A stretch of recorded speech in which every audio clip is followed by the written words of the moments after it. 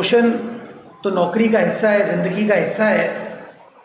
इसके ऊपर क्यों ये इवेंट बनाया गया, मैं आप दोस्तों को बताना चाहूँगा कि जिन लोगों को मैं अभी सर्टिफिकेट या उनके प्रमोशन ऑर्डर दे रहा था, उन लोगों ने बताया कि 32 साल बाद उनकी प्रमोशन हुई है, 32 साल बाद।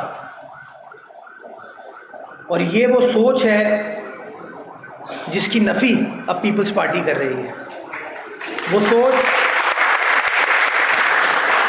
वो सोच ये है कि जो बड़ा आदमी है, ताकतवर है, उसकी प्रमोशन तो हो जाती है, उसकी मराद तो हो जाती है, लेकिन जो मेहनत कश है उसकी प्रमोशन नहीं हो पाती।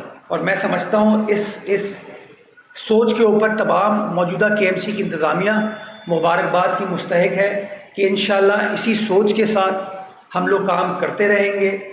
हम जो केएमसी के अहलकार हैं, अफसरान हैं, उनका भी ख्याल रखेंगे, लेकिन मुझे केएमसी के अफसरान और अहलकार से ये कमिटमेंट चाहिए कि शहर कराची की आवाम की खिदमत करने में आप हमारी मदद करेंगे,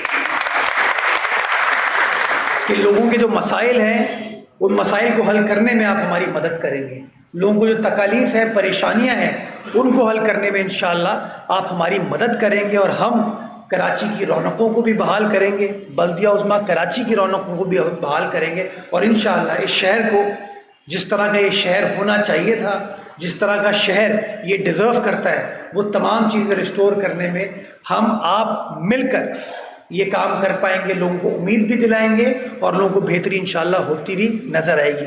इस उम्मीद के साथ कि जिस तरह आपके मसाइल हल हो रहे हैं, उसी तरीके से शहर कराची के मसाइल भी हल होंगे, और हम मिल के साल 2025 में अपने किरदार से ये साबित करेंगे कि इंशाअल्लाह बल्दिया उज़्मा कराची मसाइल को हल कर सकती है, मसाइल का हल तलाश कर सकती है, और लोगों को रिलीफ देने में अपना अपना किरदार अदा कर सकती है। अल्लाह ताला हम सबको तौफीक दे कि हम ये काम कर सके। पाकिस्तान जिंदाबाद। अगर कोई सवाल जवाब है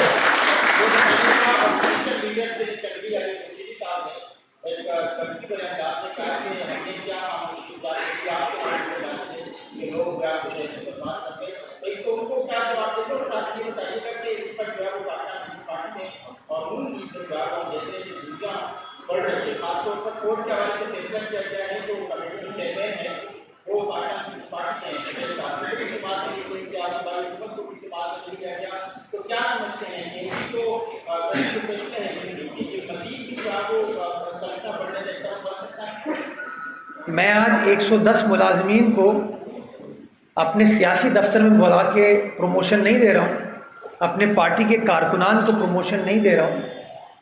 मैं जितने लोग केएमसी के राइटफुली डिज़र्व करते थे प्रमोशन, उनको प्रमोशन ऑर्डर दे रहा हूँ। ये उनकी शराफत है, हाँ, कि मैं बदमाश हो गया हूँ, ये उनकी शराफत है। मैं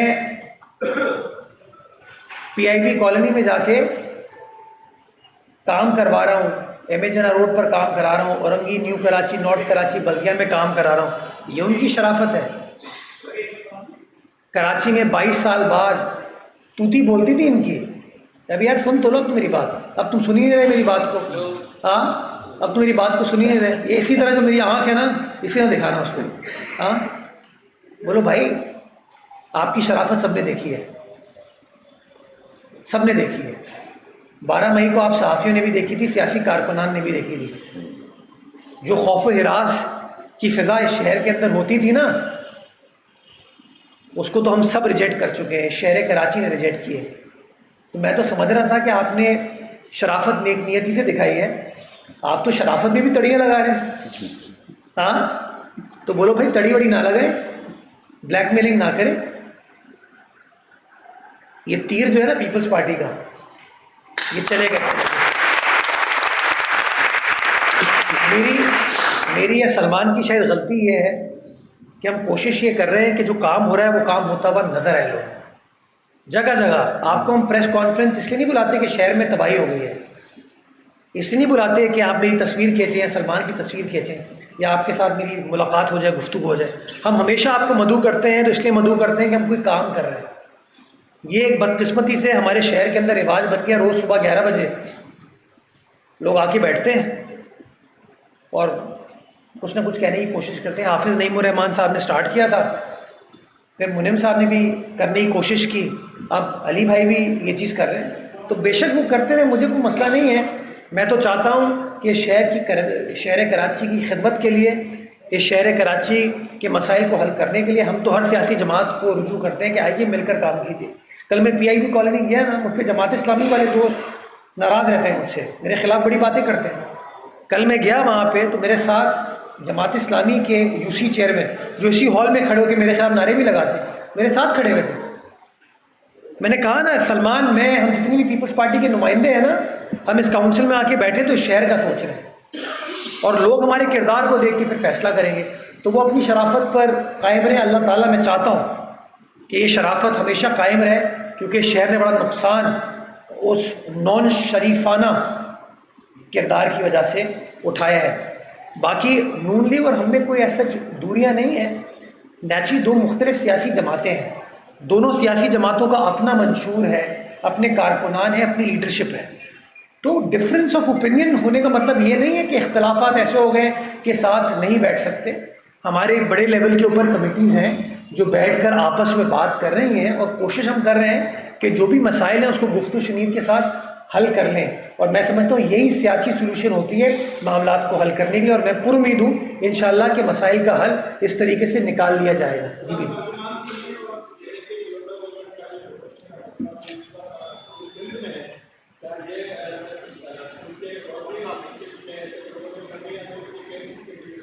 یار میں آج کی پریس کانفرنس جو ہے نا میئر کراچی کے طور پر کر رہا ہوں، تو میں یہ فیصلہ سکھر کے لیے، حیدرآباد کے لیے، میرپور خاص کے لیے تو نہیں کر سکتا، لیکن میں یہ سمجھتا ہوں کہ جہاں کہیں بھی لوگوں کا حق مارا گیا ہے، جن کی پروموشن نہیں ہوئی ہے، میں سمجھتا ہوں کہ ہم تمام الیکٹڈ میئرز کو، چیئرمین ڈسٹرکٹ کاؤنسلز کو یہ کوشش کرنی چاہیے کہ کسی کی حق تلفی نہ ہو، اور مسائل کو حل کر لیا جائے۔ تو اگر کسی اور ڈسٹرکٹ کے اندر ایسی چیزیں لوگوں کی ہیں، آپ مجھے بتائیے گا، شیئر کیجیے گا۔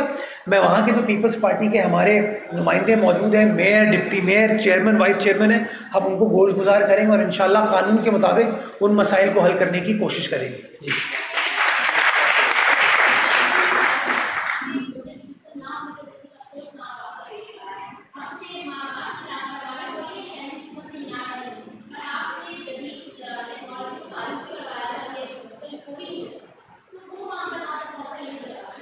کل کا واقعہ بڑا افسوسناک ہے، لیکن اس سے زیادہ اور زیادہ افسوسناک وہ چیز ہے جو سیاست کی جا رہی ہے۔ اگر کسی کو لگتا ہے کہ ڈھکن چرانے کا کاروبار سلمان کا یا مرتضیٰ کا ذاتی ہے تو آپ بتائیے۔ میں نے ایک بار نہیں کئی بار کہا ہے کہ جتنے آپ کو ڈھکن چاہیے، مین ہول کورز چاہیے، وہ آپ کو دستیاب کر دیے جائیں گے، ہم خود بنا رہے ہیں، ہمارے پاس اویلیبل ہے۔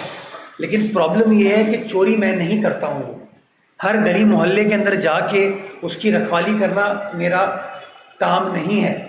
وہاں پہ الیکٹڈ یو سی چیئرمین بھی ہے، وائس چیئرمین بھی ہے، وہاں کے کاؤنسلرز بھی موجود ہیں، وہاں کا ٹاؤن چیئرمین بھی موجود ہے۔